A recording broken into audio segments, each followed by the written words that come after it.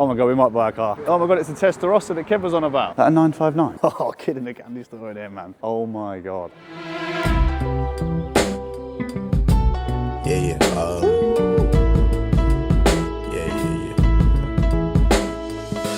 So as a lot of you guys know, cars are important to me and they're a big part of my life, a big part of what this channel is all about. But at the moment, I'm just sort of randomly collecting cars. I want to make it official. I want to make it a goal of mine, try and build the coolest car collection in the UK. Mama hit my phone and said rap's no good.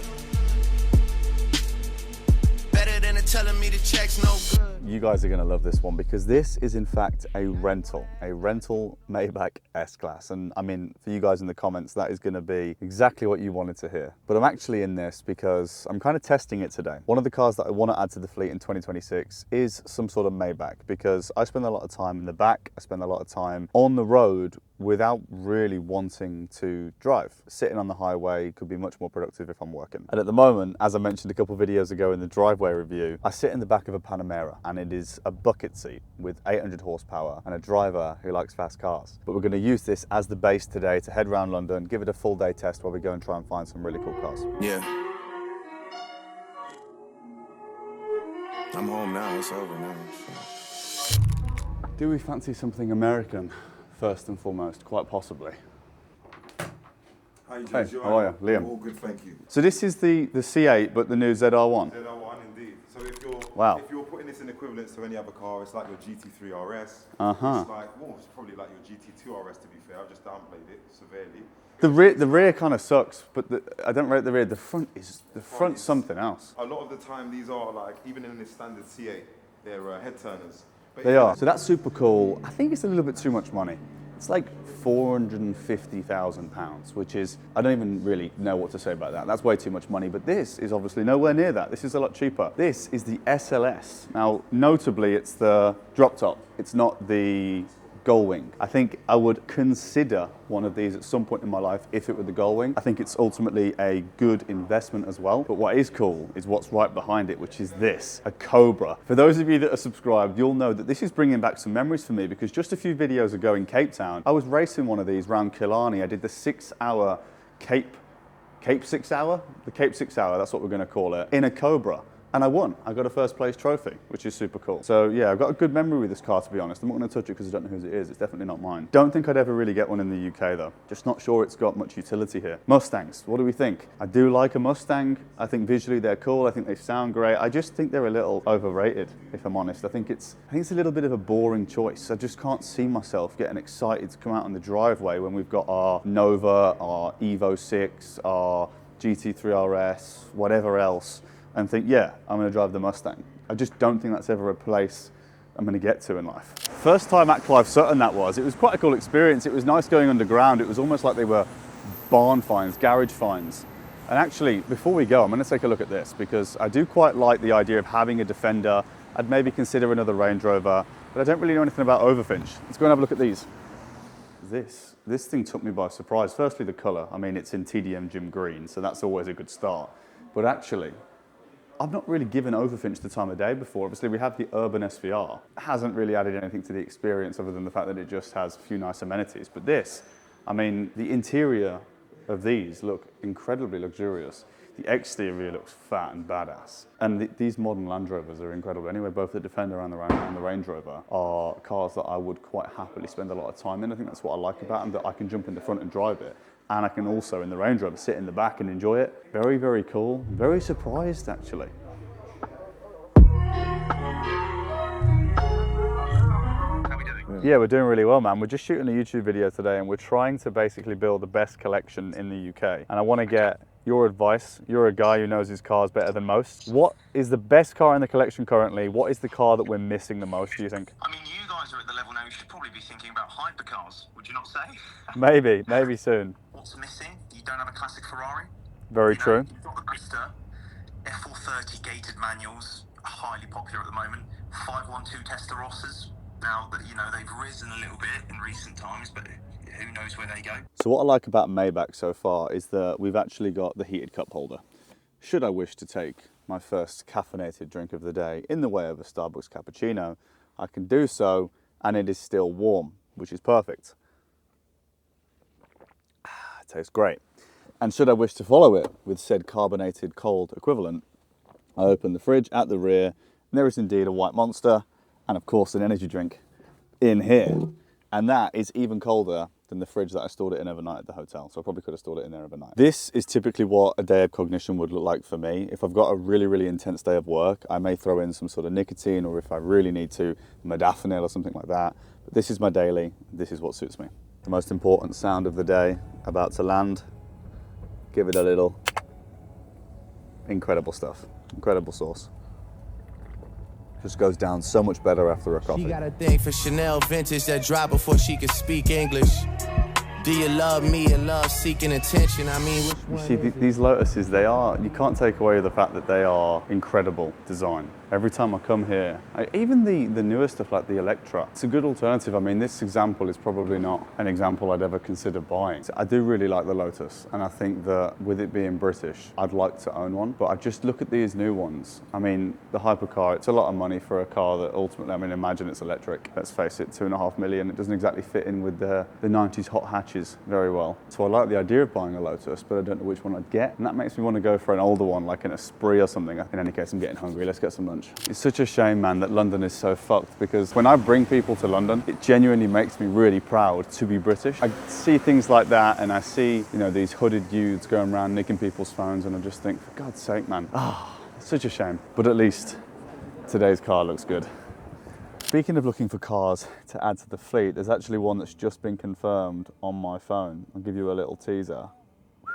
Coming soon. It's come over from the US. It's been here for a while. Absolute classic. So iconic for me growing up, this car. Found one on literally like no mileage. Original spec. Absolutely incredible. I think it's a good investment as well. So gonna get that all locked in, and hopefully we'll pick that up soon too. Yeah, what's going on, Jack? Yeah, not too bad yourself. Yeah, we're just we're trying to basically create the coolest fleet right now. What's your favorite of the current cars that we've got? I think it's basic, but I'd have to go with the SVJ.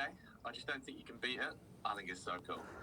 Oh, I think that could possibly be the worst call of the day. What do we need? What's the one car we're missing in the fleet? I do think you're missing some classics. Okay. I reckon you've got them coming. What kind of classic? What do you think we get? We're shopping today. We're trying to find some stuff. Don't know, maybe an old school Ferrari. Okay. Could be cool. Okay. Could be fun. What kind of thing? What Ferrari? Maybe a Testarossa, something like that.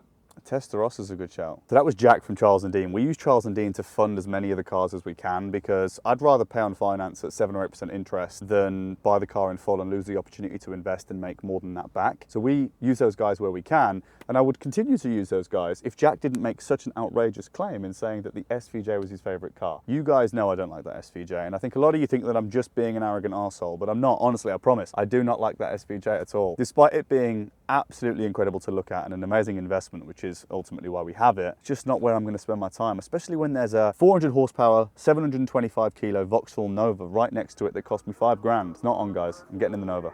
You keep calling me a twin, but twins ain't this different.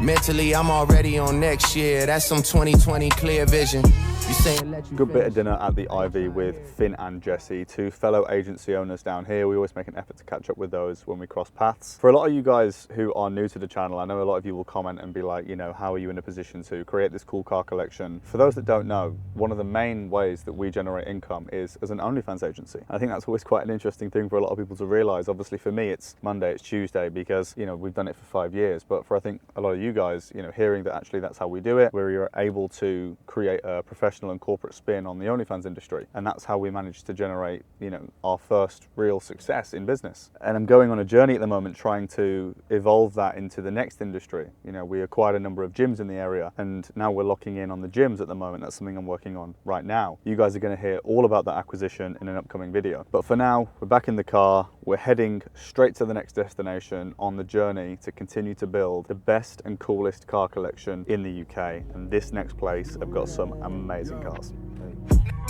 I was nominated, never won a Grammy. Oh my God, we might buy a car. Yo, bro. Oh my God, it's a Testarossa that Kev was on about. How is this such like a standard dealership? Like what the hell? It's like a shop entrance. It's sick inside though. Good afternoon indeed. What an amazing facility. How are you? All good. Nice to see you. Liam, lovely to meet you. Liam. What an amazing facility. I've never seen it before. Oh, kid in the candy store in here, man. Oh my God. Coming in and just seeing those cars. They said they've got F1 GTR not here. They said they've got Maserati MC12. Stuff I can't afford, right? I just simply can't, guys. I don't pretend to be an infinite money glitch. But there are some things that we can get in here, maybe. So let's shop around. A 996 3RS. I like this a lot. I don't know what makes this one special. I'm going to imagine this is, you know what I think is going to happen in here. I'm going to be like, oh yeah, 996 GT3RS. We could buy that. And then he reveals that it's like 15 million because there's something about it that I don't know. Up next is a Pura Sangue. A car that I just don't think I'll ever buy, even though I actually really like it. Nobody can take away that the 6.5 V12 is incredible. For me, the reason why I wouldn't buy one is the price. I just don't think that it really brings, you know, that amount of value to the fleet. My realization over the last few months, guys, has been that actually you don't have to spend loads of money to have an amazing collection or an amazing time in a car. All these, you know, 205 GTIs, Novas, even the Fiesta ST have taught me that. You know, I paid $2,000 for a Fiesta ST and I enjoy driving it. But that doesn't mean we can't spend a little bit of money when the right one comes along, and there's certainly some things in here that are taking my fancy. Have a look at this. DeLorean, one of the static film cars from Back to the Future. Now, I mean, this suits the collection. This is very much the kind of thing that would belong on the driveway, actually. It's made for kids, man. I mean, it's a little tight, and it's quite weird.